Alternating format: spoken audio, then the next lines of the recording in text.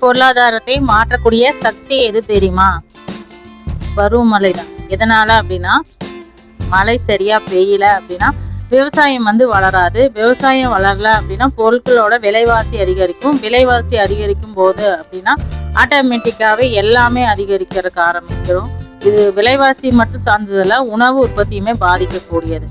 அதனால பருவமழை தாமதமாச்சு அப்படின்னா, இல்லை அதிகமா பெய்தாலோ இல்லை குறைவா பெய்தாலோ வெள்ளம் வரும், வறட்சி வரும், விவசாய பாதிப்பு போற பொருளாதார பாதிப்புகள் எல்லாமே பருவமழைனாலதான் ஏற்படுகிறது. வானிலைனா என்ன, காலநிலைனா என்ன, மழைப்பொழிவு எப்படி உருவாகுது, இந்தியாவில் பருவமழை ஏன் ஏற்படுகிறது, காலநிலை மாற்றம் உண்மையில் பருவமழையை எவ்வாறு பாதிக்கிறது, இந்த மாதிரி தலைப்புகள்ல இருந்து ஸ்டேட்மெண்ட் டைப் கொஸ்டின்ஸா கேட்குறாங்க. இந்த மாதிரி கேள்விகள்லாம் வந்துச்சு அப்படின்னா எப்படி ஆன்சர் பண்ணணும் அப்படிங்கிறதுக்காகத்தான் இந்த வீடியோவை கடைசி வரைக்கும் பாருங்க. பருவகாலத்திலிருந்து காலநிலை மாற்றம் வரைக்கும் முக்கியமான இம்பார்ட்டன்ட் ஃபேக்ட் எல்லாமே கொடுத்துருக்குறோம். வீடியோவை ஸ்கிப் பண்ணாம பாருங்க. டிஎன்பிஎஸ்சி எக்ஸாமுக்கு முக்கியமானது இந்த வீடியோ. ரிவிஷனுக்கு கண்டிப்பா யூஸ்ஃபுல்லா இருக்கும்.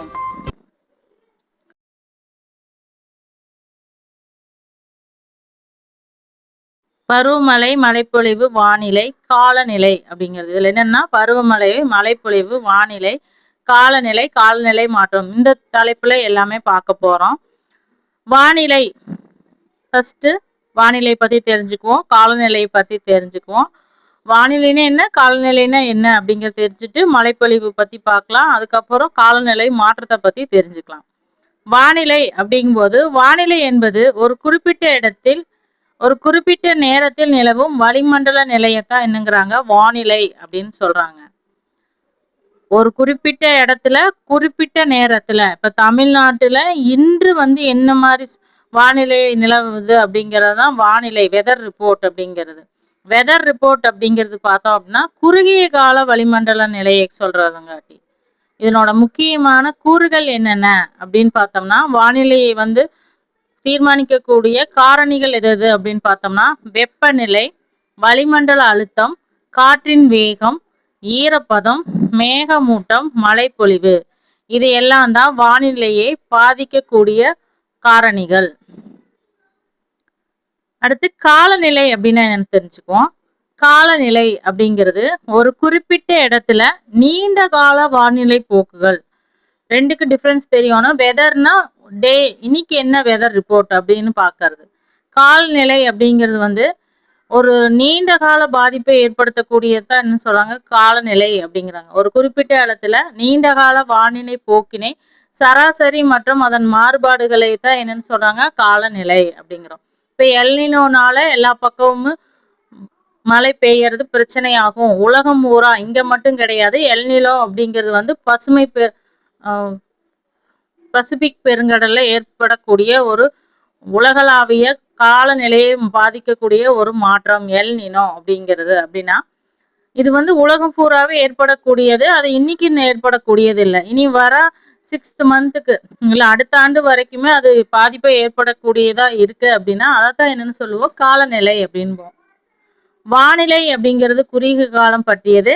காலநிலைனா நீண்ட காலத்தை பத்தி சொல்லக்கூடியது. வானிலை நாளுக்கு நாள் மாறுபடும். இன்னைக்கு வெயில் 100 டிகிரி இருக்கலாம், நாளைக்கு 99 டிகிரிக்கு குறையலாம். ஆனா காலநிலை அப்படிங்கிறது நீண்ட கால போக்கை சொல்லும். எப்படின்னா இப்ப மழைக்காலம் அப்படின்னா மழைக்காலம்ங்கிறது அக்டோபர் வரைக்கும் நீடிக்கும் அப்படின்னு சொல்றதுதான் என்னங்கிறாங்க அந்த காலநிலை அப்படிங்கிற. இன்னைக்கு மட்டும் இல்ல, ஒரு 2 மாதம் நீடிக்கும்னு சொல்றாங்க அப்படின்னா அது காலநிலையை சொல்லக்கூடியது. இன்று மழை பெய்கிறதா அப்படின்னு சொன்னா அது வானிலை. பொதுவாக எப்போது மழை பெய்யும், அக்டோபர் மாதம் எதிர்பார்க்கப்படலாம் மழை அப்படின்னு சொன்னோம் அப்படின்னா அதைத்தான் என்ன சொல்றாங்க, காலநிலை அப்படின்னு சொல்றோம். ரெண்டுக்கு உள்ள டிஃபரன்ஸ் இதுதான். அடுத்த கான்செப்ட் மழைப்பொழிவு. வளிமண்டலத்துல பூமியின் மேற்பரப்புல நோக்கி நீர் விழும் நிகழ்வைத்தான் என்னன்னு சொல்றாங்க, மழைப்பொழிவு. வளிமண்டலத்திலிருந்து பூமியை நோக்கி நீர் விழறதான் மழைப்பொழிவு அப்படிங்கிறோம். மழைப்பொழிவோட வகைகள் அப்படின்னா மழை, பனிக்கட்டி, ஆலங்கட்டி மழை, உறைபனி, அந்த மாதிரி நம்ம உழுகிற மழைத்துளிகளை கவனிச்சு பார்த்தோம் அப்படின்னாவே தெரியும். பனித்துளி மாதிரி விழுகு, லைட்டா தூறிட்டு இருக்கும். அது வந்து பனி பெய்யுதா இல்ல வந்து மழையான்னு நம்மளுக்கே டவுட்டா இருக்கு. காலையில அப்படி அடிச்சிட்டு இருக்கும். ஆலங்கட்டி மழைன்னா அந்த நம்ம பார்த்தோம்னா உறை பனி கட்டிக்கு மாதிரி ஐஸ் கட்டி வந்து மலையில கலந்து விழுகும். அதுதான் வந்து ஆலங்கட்டி அப்படிங்கிறோம். உறை பனின்னா ஆலங்கட்டிங்கிறது லைட்டு சின்ன சின்னதா இருக்கும். அந்த உறை பனிகள் பனித்துளிகள் அப்படிங்கிறது வந்து அதுகளும் வந்து சைஸ் ரெண்டு டிஃப்ரெண்டா இருக்கும். ரெண்டும் ஒண்ணுதான். இந்தியாவுல வந்து மழைப்பொழிவு பெரும்பாலும் பருவமழை காற்றுடன் தான் தொடர்புடையது. இந்தியாவுல வந்து ஒவ்வொரு ஆண்டும் மழைப்பொழிவு எப்படி கணக்கிடப்படுது அப்படின்னா பருவமழை காற்றுடன் தொடர்பு படுத்தி தான் கணக்கிடப்படுகிறது.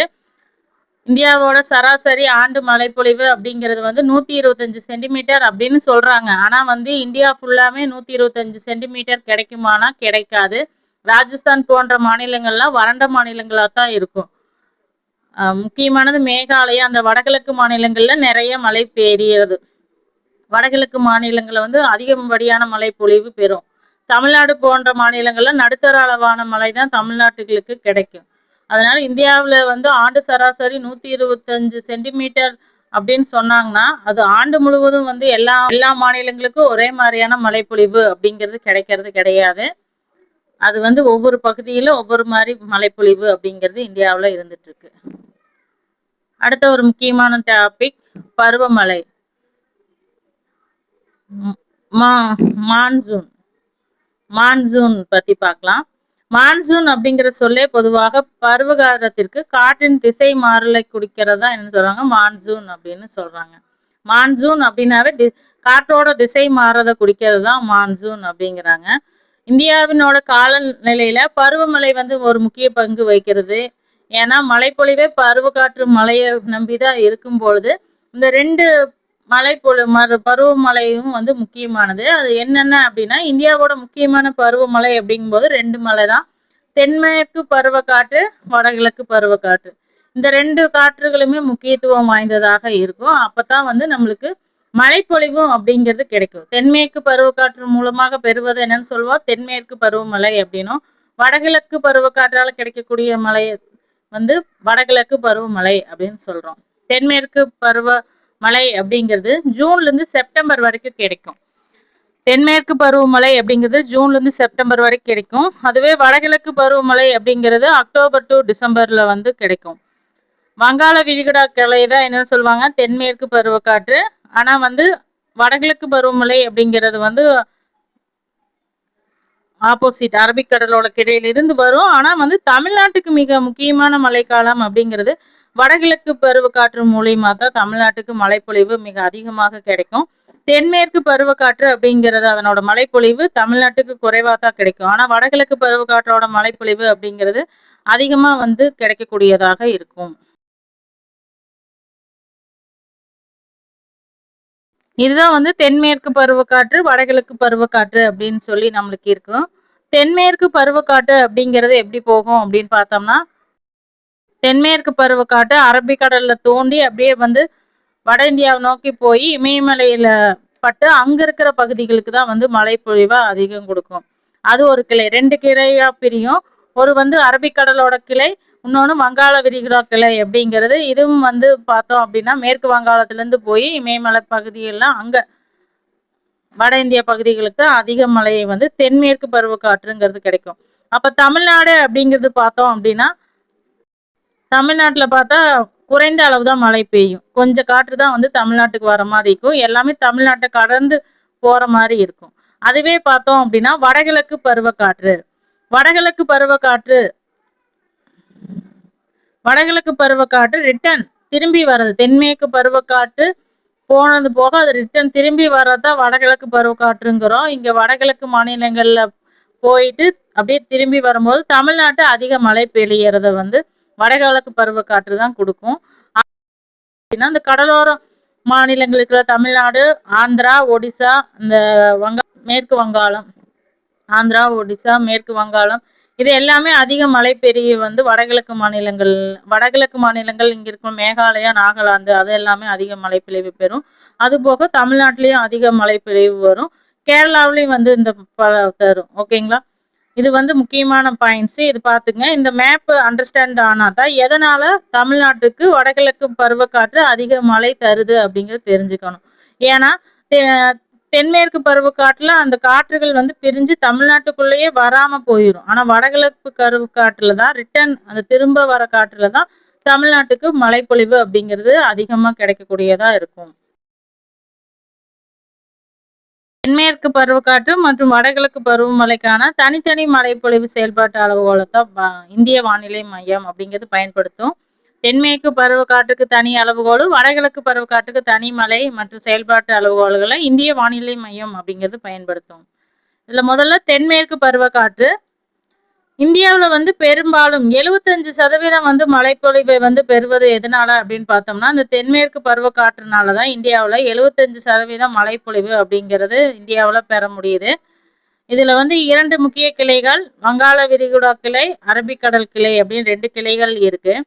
இதுல அரபிக்கடல் கிளை அப்படிங்கிறது மேற்கு கடற்கரை, மேற்கு தொடர்ச்சி மலை, வடமேற்கு இந்தியாவில் வந்து அதிக மழை பொழிவை தரும். அதுவே வங்காள விரிகுடா கிளை அப்படிங்கிறது வடகிழக்கு இந்தியா, கங்கை சமவெளி, வட இந்திய பகுதிகளில் அதிக மழைப்பொழிவை கொடுக்கும். மேற்கு தொடர்ச்சி மலையிலும் துணை இமயமலை பகுதிகளிலும் அதிக மழைப்பொழிவு. ஏன்னா இமயமலை சைடு போய் பட்டு அங்க மழைப்பொழிவை கொடுக்கும் இந்த காற்று, தென்மேற்கு பருவக்காற்று அப்படிங்கிறது. அடுத்தது வடகிழக்கு பருவக்காற்று. இது வந்து நமக்கு முக்கியமானது. எதனால அப்படின்னா தமிழ்நாட்டுக்கு அதிக மழைப்பொழிவு தரக்கூடியது வடகிழக்கு பருவக்காற்று. அதனால முக்கியமா அதை தெரிஞ்சு வச்சுக்கலாம். தமிழ்நாட்டுல மழைப்பொழிவு வடகிழக்கு பருவக்காற்று மூலமா தான் அதிகமா கிடைக்குது. அக்டோபர் டு டிசம்பர் காலத்துல வந்து இதுக்கு நம்மளுக்கு செயல்படும். வங்காள விரிகுடால உருவாகும் காற்றழுத்த தாழ்வு நிலை. இப்போ இமயமலையில தென்மேற்கு பருவக்காற்று போய் அங்க பட்டு மழைப்பொழிவு தரும்போது வங்காள விரிகுடால ஒரு காற்றழுத்த தாழ்வு நிலை அப்படிங்கிறது உருவாகும் போது அங்க இருக்கிற காற்று வந்து இங்க அப்படியே திரும்பி ரிட்டர்ன் ஆகும். வடகிழக்கு மாநிலங்கள்ல போய் அங்க இருக்கிற மலையில பட்டு இங்க ரிட்டர்ன் ஆகி வரும்போதுதான் தமிழ்நாட்டுக்கு அதிக மழைப்பொழிவு அப்படிங்கிறது கிடைக்கிறது. இது வந்து தமிழ்நாட்டுக்கு ஒரு முக்கிய ஆதாரமா வந்து வடகிழக்கு பருவக்காற்று அப்படிங்கிறது இருக்கு. புயல் மற்றும் காற்றழுத்த தாழ்வு பகுதிகள் மழையை வந்து அதிகரிக்கும். புயல் ஏற்பட்டாலும் காற்றழுத்த தாழ்வு பகுதிகள் வந்து அதிகமா ஏற்பட்டாலும் மழை அளவு அப்படிங்கிறது அதிகரிக்கக்கூடியதாக இருக்கும். மழைப்பொழிவோட முக்கிய வகைகள் என்ன அப்படின்னு பார்க்கலாம். மழைப்பொழிவோட முக்கிய வகைகள் வெப்பச்சலன மழை, மழை தடுப்பு மழை, காற்றழுத்த மழை அப்படின்னு சொல்லி 3 வகையா இருக்கு. வெப்பச்சலனம் அப்போ வானிலையில அறிவிப்பாங்க, வெப்பச்சலனம் காரணமாக இன்ற மழை பொழியும்பாங்க. சில இடத்துல என்னம்பாங்க, சுழல் காற்று இல்ல காற்றழுத்த தாழ்வு நிலை உருவாயிருக்கு அதனால வரும் அப்படின்னு சொல்லுவாங்க. அதைத்தான் சொல்றது. வெப்பச்சலனம்னா சூரிய வெப்பத்தால் காற்று மேலே எழுந்து குளிர்ந்து மழையா பெய்வதைத்தான் என்னன்னு சொல்றாங்க, வெப்பச்சலனம் மழை அப்படிங்கிறாங்க. அதுவே வந்து மழை தடுப்பு மழை அப்படின்னா ஈரப்பதம் கொண்ட காற்று மழையை தாண்டும் பொழுது மேலே எழும், அப்போ குளிர்ந்த மழை பொழியும். உதாரணத்துக்கு மேற்கு தொடர்ச்சி மலையில மேற்கு சரிவுல அதிகமா மழை பெய்யும் அப்படிங்கிறாங்க. இந்த அரபிக்கடல்ல இருந்து வீசுற காத்து மேற்கு தொடர்ச்சி மலை மீது மோதும் போது அங்க இருக்கிற கேரளாக்கு வந்து அதிக மழைப்பொழிவு அப்படிங்கிறது இருக்கும், மேற்கு தொடர்ச்சி மலைக்கு முன்னாடி இருக்கிற ஊர்களுக்கு. அதுவே வந்து மேற்கு தொடர்ச்சி மலைக்கு பின்னாடி இருக்கிற பகுதிகள், இப்போ மேற்கு தொடர்ச்சி மலை இப்படி இருக்குதுன்னா அரபிக்கடல்ல இருந்து வர்றது இங்க பற்று இங்க இருக்கிற ஊர்லதான் மழையெல்லாம் பெய்யும். அப்போ கேரளா அதிக மழை பெய்யும், அதிக மழையை பெறும். அதுவே வந்து இந்த மேற்கு தொடர்ச்சி மலைக்கு இந்த சைடு இருக்கிற பகுதியெல்லாம் மழைப்பொழிவு அப்படிங்கிறது குறைவாதான் இருக்கும். இது என்னன்னு சொல்லுவாங்க, மலை மறைவு பிரதேசங்கள் அப்படின்னு சொல்லுவாங்க. ஏன்னா மழை தடுத்துருது, மழை பெய்யறக்கலாம இந்த இருக்கிற இடங்களை மலை மறைவு பிரதேசங்கள் அப்படின்னு சொல்லுவாங்க. காற்றழுத்த மலை அல்லது சுழல் மலை அப்படின்னா காற்றழுத்த தாழ்ச்சி அல்லது சுழற்சி அமைப்புகளுடன் தொடர்புடைய மலை தான் என்னன்னு சொல்றாங்க, காற்றழுத்த மலை அப்படின்னு சொல்லுவாங்க. அதாவது கடல்ல வந்து காற்றழுத்த தாழ்வு நிலை ஏற்படும், அது பின்னாடி சுழலா ஏற்பட்டு அங்க மழை பொழிவு உண்டாக்கும், அது வந்து காற்றழுத்த மலை அப்படின்னு சொல்றாங்க. இந்தியாவில் காலநிலையை பாதிக்கக்கூடிய காரணிகள் எது அப்படின்னு பார்த்துக்கலாம். இந்தியாவில் காலநிலையை பாதிக்கக்கூடிய காரணிகள் அச்சரேகை, உயரம், கடலில் இருந்து தூரம். அதாவது அச்சரேகை எந்த அச்சரேகையில் இருக்கிறோம், நம்ம பூமத்திய ரேகையில தான் இருக்கும் இந்தியாவில் நடுவுல. அதனால வெப்பம் அப்படிங்கிறது ஆண்டு முழுவதும் அதிகமா தான் இருக்கும். உயரங்கிறது கடல் மட்டத்திலிருந்து எவ்வளவு உயரத்துல இருக்கு, கடல் இருந்து எவ்வளவு தூரத்தில் அமைந்திருக்கு அப்படின்னா பார்த்தோம்னா நம்ம கடல்ல நம்ம தீபகற்ப இந்தியாவா தான் இருக்கும். ஸோ நம்மளுக்கு வந்து கண்டிப்பா கடலோட பாதிப்புகள்னால காலநிலை அப்படிங்கிறது அதிக பாதிப்புக்கு உள்ளாகக்கூடியதா தான் இருக்கும். நில அமைப்பு எப்படி இருக்கு?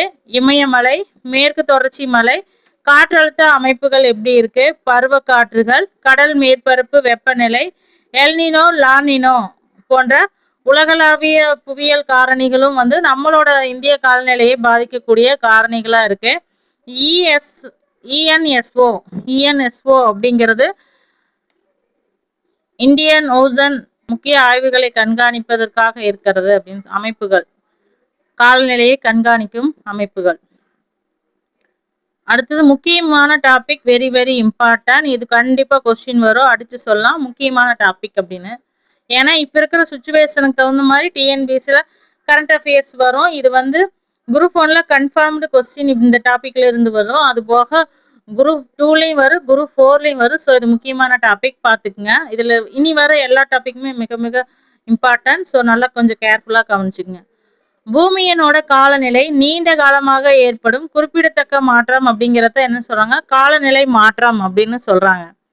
காலநிலை மாற்றத்திற்கான காரணிகள் எது அப்படின்னு பார்த்தோம்னா, இப்ப வந்து பூமியிலேயே மிகப்பெரிய பாதிப்பா வந்து காலநிலை மாற்றங்கள் வந்து ஏற்பட்டுட்டு இருக்கு. எதனால அப்படின்னு பார்த்தோம்னா, இந்த பசுமையில்லா வாயுக்கள் பயன்படுத்துறது அதிகரிக்கிறதுனாலையும், ஓசோன் மண்டலத்துல வந்து ஓட்டை அதிகரிக்கிறதுனாலையும், பூமி உள்ளாவே குளோபலைசேஷன், குளோபல் வார்மிங் அப்படிங்கிறது வந்து மிகப்பெரிய பிரச்சனையா இருந்துட்டே தான் இருக்கு.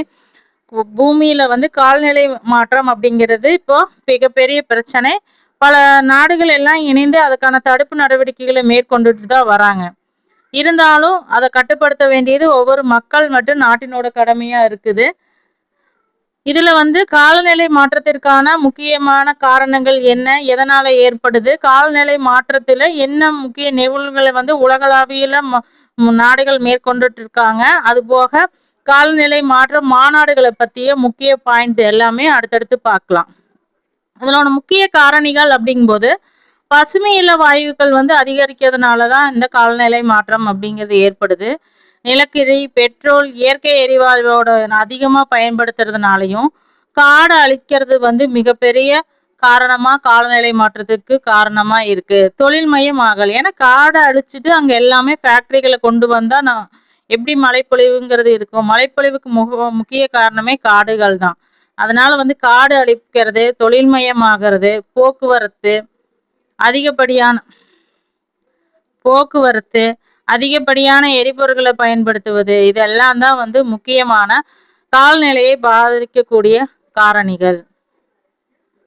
முக்கியமான டாபிக் பசுமை இல்ல வாயுக்கள். எதெல்லாம் பசுமை இல்ல வாயுக்கள் அப்படின்னு சொல்றோம் அப்படின்னா, carbon dioxide CO2, methane CH4, nitrous oxide N2O, சில புளூரினேட்டர் வாயுக்கள் அப்படின்னு சொல்லி இருக்கு. இதெல்லாமே என்னன்னு சொல்லுவாங்க? பசுமை இல்ல வாயுக்கள் அப்படின்னு சொல்லுவாங்க. அதுல முதல் இடத்துல இருக்கிறது எது அப்படின்னா கார்பன் டை ஆக்சைடு, அதான் முதல் இடத்துல இருக்கு. பசுமை இல்ல வாயுக்களோட விளைவுகள், இந்த கிரீன் ஹவுஸ் எஃபெக்ட் என்ன ஆகுது, கிரீன் ஹவுஸ் கேசஸ் அப்படிம்பாங்க. இந்த கிரீன் ஹவுஸ் கேசஸ்னால என்னென்ன பாதிப்புகள் வந்து ஏற்படுது அப்படின்னு பார்த்தோம்னா, பூமியிலிருந்து வெளியேறும் வெப்பத்தின் ஒரு பகுதியை வளிமண்டலத்தில் உள்ள சில வாயுக்கள் உறிஞ்சி மீண்டும் பூமியை நோக்கி வெளியிடும். பூமி வெளியேற வெப்பம் வந்து வெளியேறி வளிமண்டலத்துக்குள்ளதான் போகணும். ஆனா இது என்ன ஆகுதுன்னா, சில வாயுக்கள் வந்து அந்த வெப்பத்தை அப்சர்வ் பண்ணி அப்படியே நம்மளுக்கே ரிட்டர்னா அனுப்புது. அதைத்தான் என்னன்னு சொல்றோம்? கிரீன் ஹவுஸ் வாயு, அதாவது பசுமை இல்ல வாயுக்கள் அப்படின்னு சொல்றோம். பசுமை இல்ல வாயுக்கள் அப்படின்னு சொல்றோம். இது வந்து இயற்கையான கிரீன் ஹவுஸ் எஃபெக்ட்ல பூமி உயிர்களுக்கு வாழ்வதற்கு அவசியமானதா. இது வந்து பசுமை இல்ல வாயுக்கள் அப்படிங்கிறது தேவையான ஒன்றுதான்.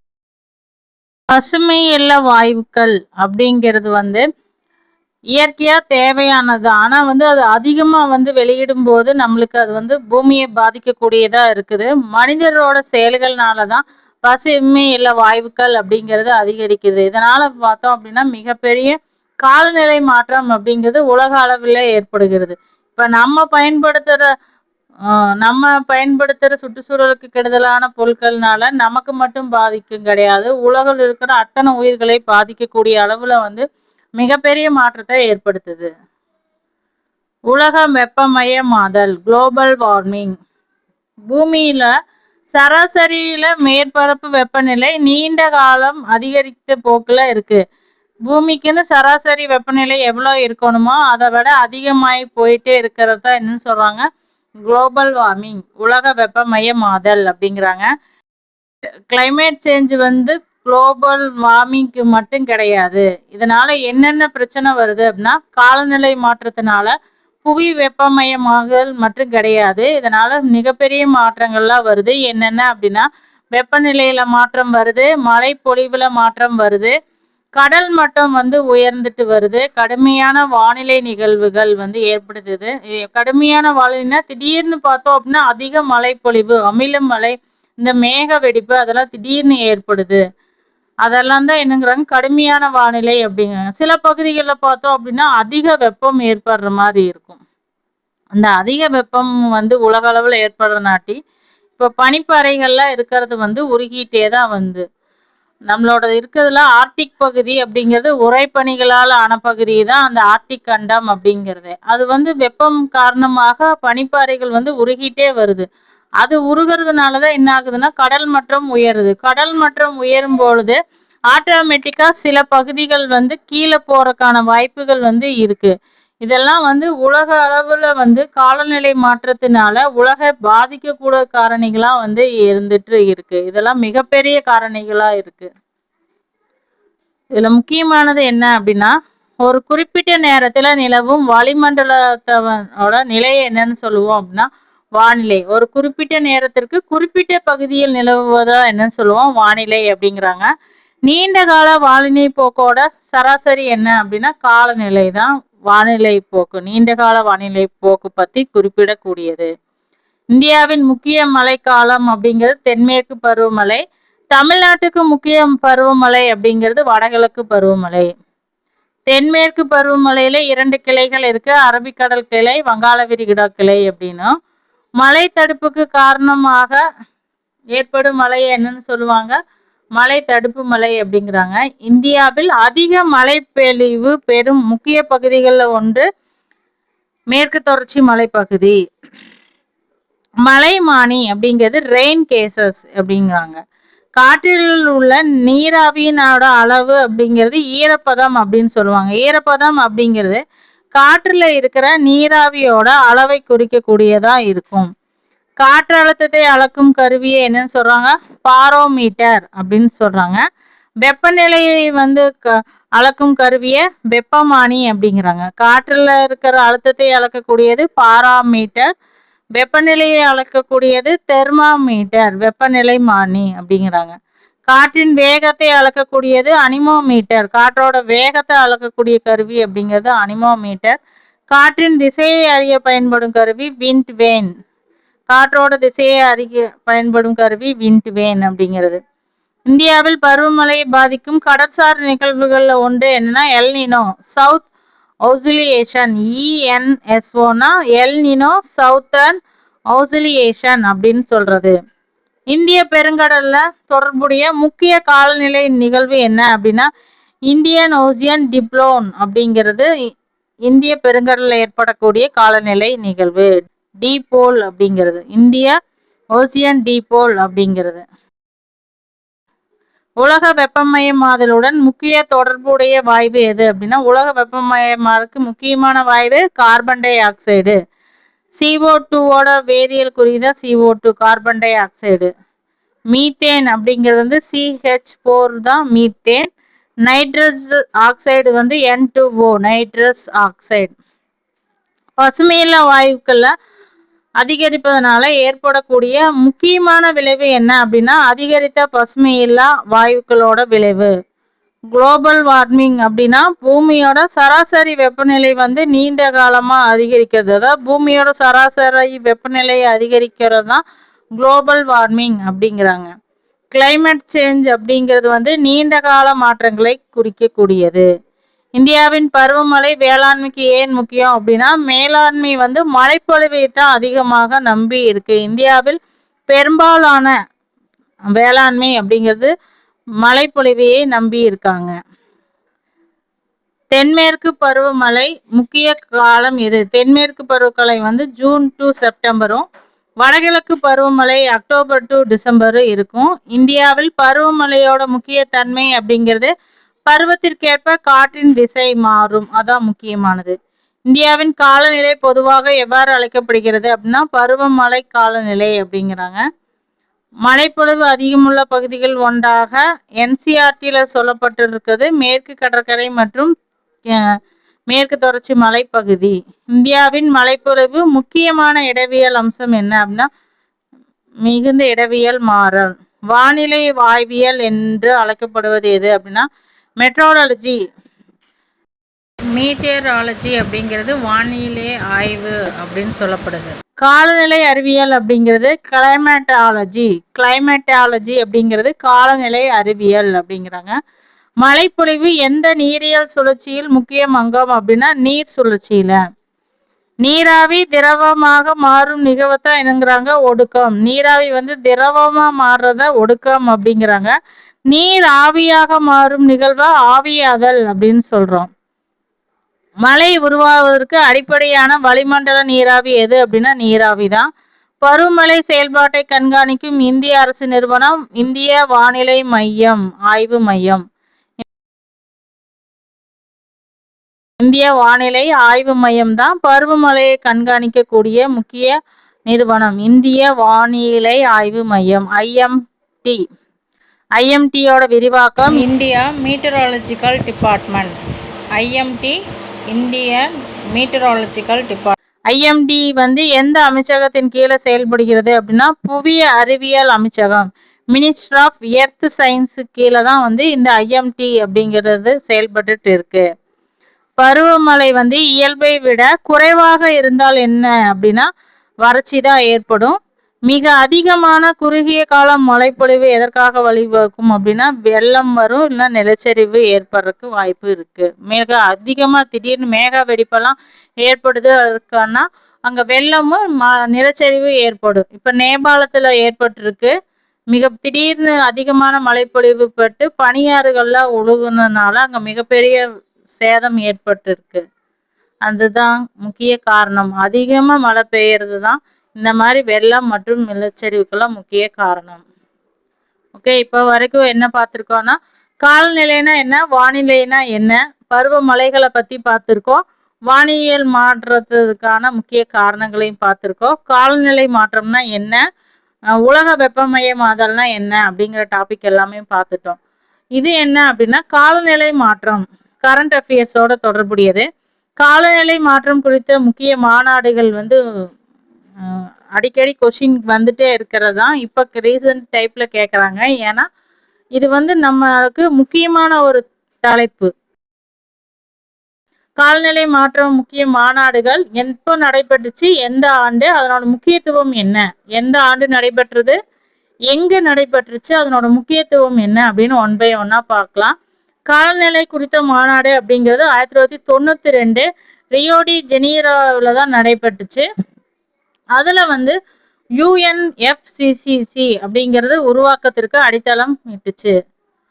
அதுக்கப்புறம் 95ல ஜெர்மனியில நடைபெற்றுச்சு முதல் காப் மாநாடு அப்படிங்கிறது வந்து ஜெர்மனியில நடைபெற்றுச்சு. எப்போ அப்படின்னா 1995ல.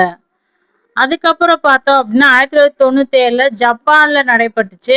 அங்க வந்து கியோட்டோ நெறிமுறை அப்படிங்கிறது ஏற்றுக்கொள்ளப்பட்டுச்சு. 2009ல டென்மார்க்ல நடைபெற்றுச்சு. அதுல வந்து கோபன்ஹேகன் ஒப்பந்தம் அப்படிங்கிறது டென்மார்க் மாநாட்டுல மேற்கொள்ளப்பட்டுச்சு. 2015 இது முக்கியம். 21ல இருந்து முக்கியமானது கண்டிப்பா கொஸ்டின் வந்துட்டே தான் இருக்கு. 2015ல பாரிஸ்ல மாநாடு பிரான்ஸ் நாட்டுல நடைபெற்றுச்சு. அங்க வந்து பாரிஸ் ஒப்பந்தம் அப்படிங்கிறது கையெழுத்திடப்பட்டுச்சு. 2016ல மரகேஷ் மொராக்கோவில் நடைபெற்றுச்சு. பாரிஸ் ஒப்பந்தம் செயல்படுத்துவதற்கான நடைமுறைகள் வந்து வகுக்கப்பட்டது. 2021ல கிளாஸ்கோல, அதாவது ரஷ்யால வந்து கிளாஸ்கோ காலநிலை ஒப்பந்த மாநாடு 2021ல நடைபெற்றுச்சு. 2022ல எகிப்துல நடைபெற்றிருக்கு. அதாவது காலநிலை மாநாடுகள் தொடர்பா இழப்பு சேத நிதி அப்படிங்கிறது, அதாவது இழப்பு ஏற்படுற நாடுகள்லாம் வந்து கொடுக்கணும் அப்படிங்கிற ஒரு, வளர்ந்த நாடுகள்லாம் கொடுக்கணும் அப்படிங்கிற ஒரு ஐடியா பண்ணி இந்த மாநாட்டுல ஒரு முடிவு செஞ்சிருக்காங்க. இழப்பு மற்றும் சேத நிதியம் அப்படிங்கிற ஒரு முடிவு எகிப்து மாநாட்டுல கொண்டு வந்திருக்காங்க. 2023 துபாயில நடந்திருக்குது முதல் உலகளாவிய மதிப்பீடு.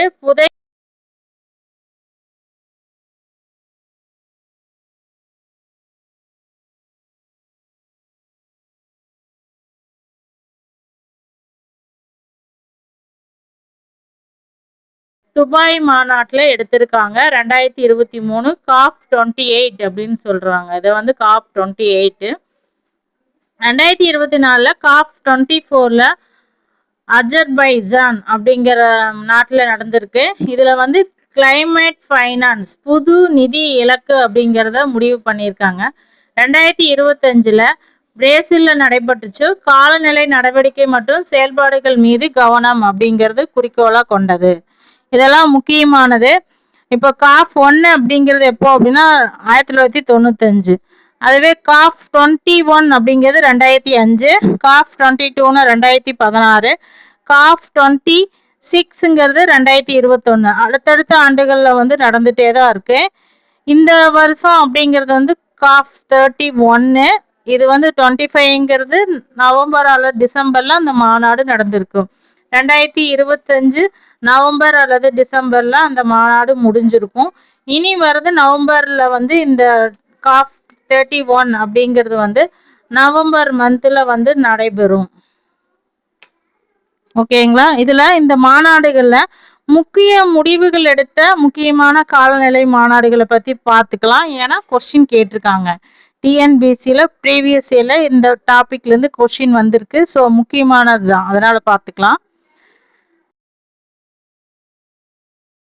ரியோ டி ஜெனீரோல வந்து நடைபெற்றது ரியோ எர்த் சம்மிட் அப்படிங்கிறது 1992 நடைபெற்றது. இதனோட முக்கியத்துவம் என்னென்ன அப்படின்னா யுஎன்எஃப்சிசிசி உருவாக்கப்பட்டது. யுஎன்எஃப்சிசிசி அப்படிங்கிறது என்ன அப்படின்னா காலநிலைக்கான united national framework conventional on climate change. United national framework convention on climate change அர்த்தம். United national framework convention of climate change. இதுதான் வந்து யுஎன்எஃப்சிசிசி, அதாவது காலநிலை மாற்றத்திற்கான ஐக்கிய நாடுகளோட மன்றம் அப்படிங்கிறத இதனோட ஃபுல் ஃபார்ம். காலநிலை மாற்றத்தை வந்து எதிர்கொள்றதுக்கு சர்வதேச ஒத்துழைப்புக்கான முக்கிய அடித்தளமா அமைந்ததுதான் என்ன இந்த ரியோ டி ஜெனீரோல நடைபெற்ற மாநாடு. இதன் மூலமா சிபிடி, யுஎன்இசிசிடி, காலநிலை மாற்றத்திற்கான ஐக்கிய நாடுகளோட அமைப்பு, இதெல்லாம் சேர்ந்ததுதான் இந்த மாநாட்டை வந்து உருவாக்குறதுக்கு முக்கிய காரணமா இருந்துச்சு. இது என்னன்னு சொல்லுவாங்கன்னா ரியோ எர்த் சம்மிட் அப்படிம்பாங்க. 1992 நடைபெற்றத ரியோ எர்த் சம்மிட் அப்படின்னு இந்த மாநாட்டை சொல்லுவாங்க. அடுத்து கியோட்டோ நெறிமுறை 1997. கியோட்டோ நெறிமுறை 1997ங்கிறது COP3. கியோட்டோ ஜப்பான்ல நடைபெற்றுச்சு அந்த மாநாடு. எந்த ஆண்டு அப்படின்னா 1997. இதனோட முக்கிய நோக்கங்கள் மற்றும் முக்கியத்துவங்கள் முக்கிய நோக்கங்கள் என்னன்னா வளர்ந்த நாடுகள் வந்து கிரீன் ஹவுஸ் கேஸ் எமினேஷன் குறைப்பதற்கான சட்ட ரீதியான இலக்குகள் வந்து நிர்ணயிக்கப்பட்டுச்சு. வளர்ந்த நாடுகள்லாம் வந்து இந்த பசுமையில்லா வாயுக்களை வந்து குறைக்கணும் அப்படிங்கிற சட்ட இலக்குகளை வந்து நிர்ணயிக்கப்பட்டது எந்த மாநாடு அப்படின்னா கியோட்டோ மாநாடு ஜப்பான்ல நடைபெற்றது 1997. இதுல வந்து கியோட்டோ வந்து உமிழ்வை வந்து குறைக்கணும், பசுமையில்லா வாயுக்களோட வெளியீட்டை குறைக்கணும் அப்படிங்கிற நோக்கமா கொண்டது. அடுத்தது கோபன்ஹேகன் COP15. COP15 அப்படிங்கிறது 2009 டென்மார்க்ல நடைபெற்றுச்சு. இதனோட முக்கிய விளைவுகள் என்னென்ன அப்படின்னா கோபன்ஹேகன் ஒப்பந்தம் வழங்கு உலக வெப்பநிலை உயர்வை கட்டுப்படுத்தும் நோக்கம் தொடர்பான சர்வதேச பேச்சுவார்த்தைக்கு வழிவகுத்தது. சர்வதேச நாடுகள்ல வளர்ந்த நாடுகள், வளரும் நாடுகள்லாம் சேர்ந்து பேச்சுவார்த்தை நடத்தி உலக வெப்பநிலையை வந்து கட்டுப்படுத்துறதுக்கான வழிமுறைகள் என்ன அப்படிங்கிற பேச்சுவார்த்தைக்கு இந்த கோபன்ஹேகனோட டென்மார்க் மாநாடு முக்கியத்துவம் வாய்ந்ததா இருக்கு. COP15. பாரிஸ் ஒப்பந்தம் 2015, COP21. இது ரொம்ப முக்கியம், நிறைய கொஸ்டின் வந்திருக்கு, அதனால இது முக்கியமானது. இதனோட முக்கிய இலக்கு என்ன அப்படின்னா, உலக சராசரி வெப்பநிலை உயர்வை தொழில் புரட்சிக்கு முந்தைய காலகட்டத்தோட ஒப்பிடும்பொழுது 2 டிகிரிக்கு மிகவும் கீழாக வைத்திருப்ப முயற்சியை செய்வது, மேலும் 1.5 டிகிரி செல்சியஸுக்கு கட்டுப்படுத்த முயற்சி செய்வது. உலக வெப்பநிலை மாநாடு தொழில் புரட்சிக்கு முன்னாடி எப்படி இருந்துச்சோ அதே மாதிரி 2 டிகிரி செல்சியஸ் குறைவா வச்சுக்கணும். அது போக எல்லா நாடுகளும் உலக வெப்பமயமாதல 1.5 டிகிரி செல்சியஸுக்கு குறைக்கணும். இதுதான் இந்த பாரிஸ் ஒப்பந்தத்தோட முக்கியமான இலக்கு. COP21 பாரிஸ் ஒப்பந்தத்தின் முக்கிய இலக்கு. இதன்படி பார்த்தோம்னா நாடுகள் இதனோட உறுப்பினர்கள் எல்லாமே இந்தியா இதனோட உறுப்பு நாடுகள் தான்.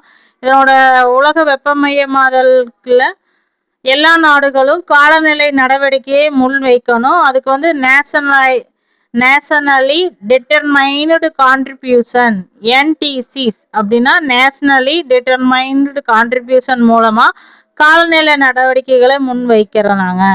இது ஒரு அடாப்டேஷன் மற்றும் கிளைமேட் ஃபைனான்ஸு மடிகேஷன் இதெல்லாம் சேர்ந்தது தான் இந்த மாநாட்டோட முக்கியத்துவம் வாய்ந்ததா இருக்கு. அதுக்கு முக்கிய நடவடிக்கை என்னென்ன எடுக்கணும் அப்படிங்கிற ஐடியாலாம் இந்த COP21 பாரிஸ் மாநாட்டில் பண்ணியிருக்காங்க. அடுத்தது கிளாஸ்கோ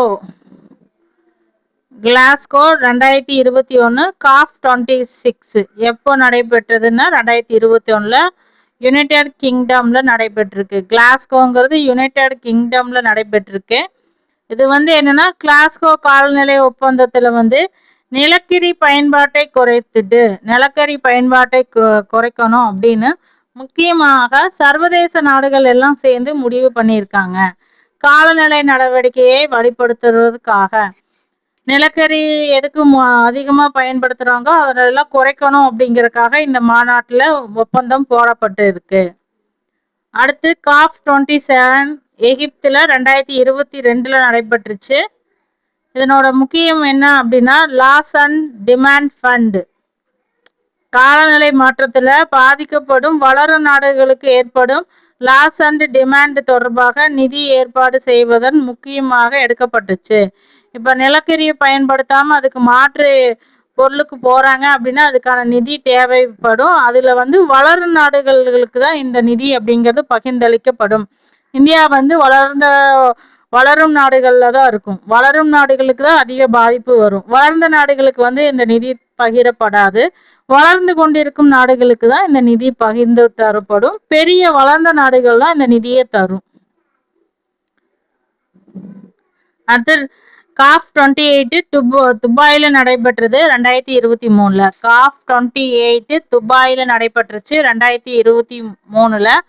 இதோட முக்கியமானது என்னன்னா குளோபல் ஸ்டாக்கர்டு உலகளாவிய இருப்பு மதிப்பாய்வை செய்யணும். பாரிஸ் அக்ரிமெண்ட் இருக்குல்ல அது 2015 போட்டாங்களே, அதனோட இலக்கை நோக்கி உலக நாடுகள் முன்னேறணும். குளோபல் வார்மிங் புவி வெப்பத்தை கட்டுப்படுத்துறதுக்காக உலக அளவுல 1.5 டிகிரிக்கு வெப்பநிலையை குறைக்கணும் அப்படிங்கறதெல்லாம் முக்கியத்துவம் வாய்ந்ததா இந்த மாநாடு இருக்கு. ஃபாசில் புயல் அந்த புதைபடிவ எரிபொருள்கள் பயன்பாட்டிலிருந்து மாறி புதுசா மாற்று எரிவாயு சக்தியை கொண்டு வரணும். Renewal energy and energy efficient தொடர்பான இலக்குகள்லாம் இந்த மாநாட்டில் முன்வைக்கப்பட்டது. அடுத்தது COP29 அஜர்பைஜிஸ்தான்ல. இதுல கிளைமேட் ஃபைனான்ஸ் தொடர்பாக தான் முக்கிய இலக்குகளாக வைக்கப்பட்டுச்சு. வளரும் நாடுகளுக்கான காலநிலை நிதியை அதிகரிப்பது தொடர்பாக புதிய இலக்குகள் ஏற்றுக்கொள்ளப்பட்டிருக்காங்க. 2025 பிரேசில்ல நடைபெற்றது COP30. இதுல என்ன அப்படின்னா பாரிஸ் அக்ரிமெண்ட்டை செயல்படுத்தணும், தேசிய காலநிலை நடவடிக்கைகளை வலுப்படுத்தணும், கிளைமேட் ஃபைனான்ஸு, காடுகள் மற்றும் இயற்கை அமைப்புகளை பாதுகாக்கணும். இது எல்லாம் தான் COP13ஓட முக்கியத்துவம் அப்படிங்கிறாங்க. காலநிலை மாநாடுகளோட முக்கிய குறிக்கோள்கள் என்ன? இந்த காலநிலை மாநாடுகள்லாம் உலகளாவிய சர்வதேச நாடுகள்லாம் சேர்ந்து வைப்பதற்கான முக்கிய குறிக்கோள்கள் என்ன அப்படின்னா, பசுமையில்ல வாயு வெளியேற்றத்தை குறைத்து உலக வெப்பநிலை உயர்வை கட்டுப்படுத்தி காலநிலை மாற்றத்தின் பாதிப்புகளை எதிர்கொள்ள உலக நாடுகளுக்கிடையே ஒருங்கிணைந்த நடவடிக்கையை உருவாக்குவதுதான் இந்த காலநிலை மாநாட்டுகளோட முக்கிய குறிக்கோள். இது பார்த்தோம் அப்படின்னா உலக வெப்பநிலை உயர்வை கட்டுப்படுத்தணும். 2 டிகிரிக்கு மிகவும் கீழாக வைத்திருக்கணும். எவ்வளோ உயர்ந்துட்டு இருக்கோ அதை 2 டிகிரிக்கு கீழே கொண்டு வரணும். உலகம் ஃபுல்லா 1.5 டிகிரி குறைக்கணும் வெப்பநிலையை. பசுமையில வாயுக்கள் வெளியேற்றத்தை குறைக்கணும். புதுப்பிக்கத்தக்க ஆற்றல்களை பயன்படுத்தணும். காலநிலை மாற்றத்திற்கு ஏற்ப மாற்றங்களை கொண்டு வரணும். வெள்ளம், வறட்சி, கடுமையான வெப்பம் போன்ற பாதிப்புகளுக்கெல்லாம் எப்படி தயாராகிறது, இதையெல்லாம் தான் காலநிலை மாற்றத்துக்கு ஏற்ப தழுவுதல். காலநிலை நிதி அப்படிங்கிறது காலநிலை மாற்றத்தில் அதிகம் பார்க்கப்படும் வளரும் நாடுகளுக்கு நிதி மற்றும் தொழில்நுட்ப உதவியை வழங்குறதுக்காக ஏற்படுத்தப்பட்டதான் இந்த காலநிதி, கிளைமேட் ஃபைனான்ஸ் அப்படிங்கிறது. காடுகள் மற்றும் இயற்கை வளங்களை பாதுகாக்கிறது, காடு அழிப்பை குறைத்து கார்பன் உறிஞ்சுதலை அதிகரிக்கிறது தான் இந்த காடுகள் அழிப்பை கட்டுப்படுத்துவதற்கான முக்கிய பணி. லாஸ் அண்ட் டிமாண்டை எதிர்கொள்ளுதல், காலநிலை மாற்றத்தில் ஏற்படும் தவிர்க்க முடியாத இழப்புகள், சேதங்களை சமாளிக்க உதவுறது. இதெல்லாம் தான் என்னன்னு அப்படின்னா முக்கியமாக காலநிலை மாற்றத்திற்கான மாநாடுகளோட முக்கிய குறிக்கோள்களா இருக்கு. அடுத்து என்னன்னா முக்கியமான டாபிக் தான் இந்தியாவோட பங்கு என்ன, காலநிலை மாற்றத்துல இந்தியாவோட பங்கு என்ன அப்படின்னு பார்க்கலாம். காலநிலை நிதியம், கிளைமேட் ஜஸ்டிஸ் அப்படிங்கிறது வளர்ந்த நாடுகள் வரலாற்றில் அதிக அளவு பசுமையில்ல வாய்ப்புகளை வெளியேற்றி உள்ளதால் காலநிலை மாற்றத்தின் பொறுப்பும் சுமையும் சமமாக இருக்க வேண்டும் என்பதை இந்தியா வலியுறுத்துகிறது. எல்லா நாடுகளுக்கும் சமமா இருக்கணும் அப்படின்னு வலியுறுத்துது. காமன் பட் டிஃபரன்சியல் ரெஸ்பான்சிபிலிட்டி, பொதுவான ஆனால் வேறுபட்ட பொறுப்புகள் என்ற கொள்கையை இந்தியா தொடர்ந்து அதிகரிக்கிறது. பொதுவானது ஆனா ஒவ்வொரு நாட்டுக்கும் ஒவ்வொரு மாதிரி பொறுப்புகள் அப்படிங்கிறாங்க. International solar alliance, ISA, international solar அலையன்ஸை பத்தி சொல்லியிருக்காங்க. சூரிய ஆற்றலை ஊக்குவித்து இன்டர்நேஷனல் சோலார் அலையன்ஸ் அப்படிங்கிற அமைப்பை இந்தியா மற்றும் பிரான்ஸ் இணைந்து உருவாகி இருக்கு. ISA அப்படிங்கிறது இந்தியா சோலார் அலையன்ஸ், இந்தியா மற்றும் பிரான்ஸ் சேர்ந்து உருவாக்கி இருக்கு. இது 2015 COP21 பாரிஸ் மாநாட்டுக்கு அப்புறம் தொடங்கப்பட்டது. அடுத்தது பஞ்சமித்ரா. பஞ்சமித்ரா அப்படிங்கிறது இந்தியா 5 காலநிலை உறுதிமொழிகளை முன்மொழிஞ்சிருக்காங்க.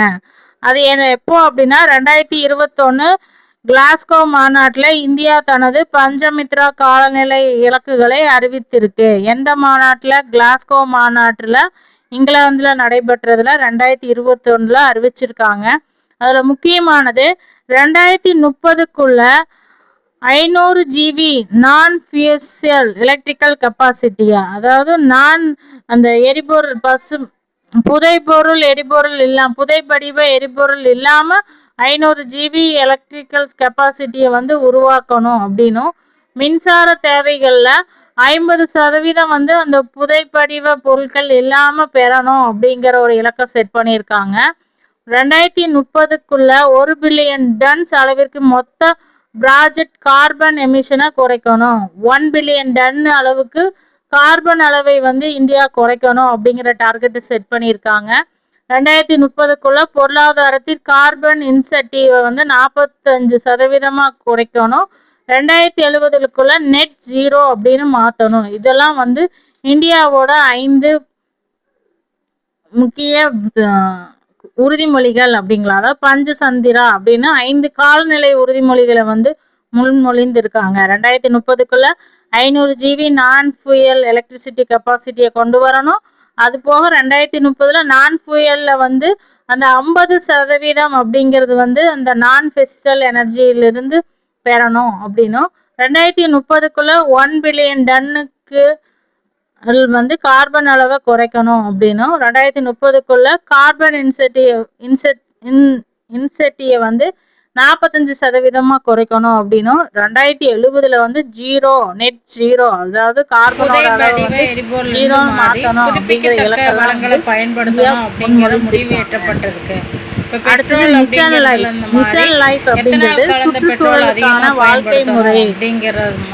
சுற்றுச்சூழலுக்கு உகந்த வாழ்க்கை முறையை ஊக்குவிப்பதற்காக இந்தியா வந்து மிஷன் லைஃப் அப்படிங்கிறத முன்மொழிஞ்சிருக்காங்க. காலநிலை நிதி அளிப்பு. வளர்ந்த நாடுகள் வளரும் நாடுகளுக்கு போதுமான காலநிலை நிதி மற்றும் தொழில்நுட்ப உதவிகளை வழங்க வேண்டும்னு இந்தியா வலியுறுத்திருக்கு. ஏன்னா இந்தியா வந்து வளரும் நாடுகள் தான், அதனால நிதியை கேட்டிருக்காங்க. தகவமைப்பு மற்றும் மீள்திறன். வளரும் நாடுகள்ல முழு திறன் மற்றும் காலநிலை பேரிடர்களை எதிர்கொள்ளும் திறனை அதிகரிப்பதில் இந்தியா கவனம் செலுத்த வேண்டும் அப்படிங்கிறாங்க.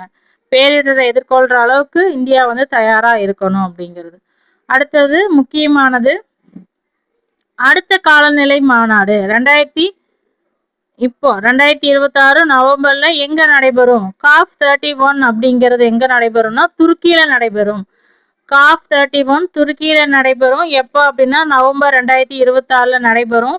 இதுல என்ன அப்படின்னா துருக்கி நாடு COP31 பிரசிடென்சியா இருக்கும். ஆஸ்திரேலியா பேச்சுவார்த்தைகளின் தலைவர் என்ற பொறுப்பில் பேச்சுவார்த்தைகளை வழி நடத்தும். ஆஸ்திரேலியா வந்து பேச்சுவார்த்தைகளோட தலைவர் அப்படிங்கிற பொறுப்புல ஆஸ்திரேலியா பேச்சுவார்த்தைகளை வழி நடத்தும். மாநாடு வந்து அட்லாண்டியா எக்ஸ்போ மையம் அட்லாண்டாவில் வந்து இந்த மாநாடு நடைபெறும். இதுல முக்கியமான பாயிண்ட், இந்தியா வந்து நெட் ஜீரோ எந்த ஆண்டு இலக்குன்னா 2070. பஞ்சாமிர்தம் இலக்குகள். பஞ்சாமிர்தம் அப்படிங்கிறது எந்த காப் மாநாட்டில் அறிவிக்கப்பட்டதுன்னா COP26 கிளாஸ்கோ மாநாட்டில் அறிவிக்கப்பட்டது. சர்வதேச சூரிய சக்தி கூட்டணியை உருவாக்கிய நாடு இந்தியா மற்றும் பிரான்ஸும் சேர்ந்துதான் சர்வதேச சூரிய சக்தி கூட்டணியை உருவாக்கி இருக்காங்க. மிஷன் லைஃப் அப்படிங்கிறோட நோக்கம் சுற்றுச்சூழலுக்கு உகந்த வாழ்க்கை முறையை ஊக்குவிப்பதான் இந்த மிஷன் லைஃப் அப்படிங்கிறது. காலநிலை பேச்சுவார்த்தைகள் இந்தியா வலியுறுத்தும் முக்கிய கொள்கை கிளைமேட் ஜஸ்டிஸ் மற்றும் சிபிடிஆர். கிளைமேட் ஜஸ்டிஸ் மற்றும் சிபிடிஆர். இந்தியாவோட 2070 இலக்கு அப்படிங்கிற நிகர பூஜ்ஜிய உமிழ்வு. கார்பனோட உமிழ்வு இல்லை பசுமை இல்ல வாயுக்களோட உமிழ்வை வந்து பூஜ்ஜியமா ஆக்கணும் அப்படிங்கறதான் இந்தியாவோட இலக்கு. இதன் மூலமா நம்ம என்ன தெரிஞ்சுக்கிட்டோம் அப்படின்னு பார்த்தோம்னா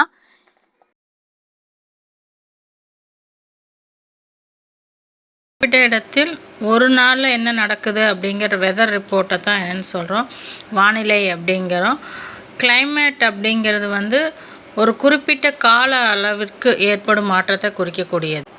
காலநிலை அப்படின்னா என்ன? காலநிலை மாற்றத்திற்கான காரணங்கள் என்னென்ன? முக்கியமான காலநிலை சார்ந்த மாநாடுகள் என்னென்ன முக்கியமான விளைவுகள் மேற்கொள்ளப்பட்டுச்சு அப்படிங்கிறது ரொம்ப முக்கியமானது. COP21 கரண்ட்டாக COP31 அது எல்லாமே ரொம்ப முக்கியமானது தான். 31 வரைக்கும் தெரிஞ்சு வச்சுக்கலாம். ஏன்னா டிஎன்பிசியில் கண்டிப்பாக அந்த காலநிலை மாற்றத்திற்கான காரணங்கள் அந்த மாநாடுகள் பற்றிய கொஸ்டின் ரிப்பீட்டடாக வந்துகிட்டே இருக்குது. அடுத்த ஒரு வீடியோவில் பார்க்கலாம்.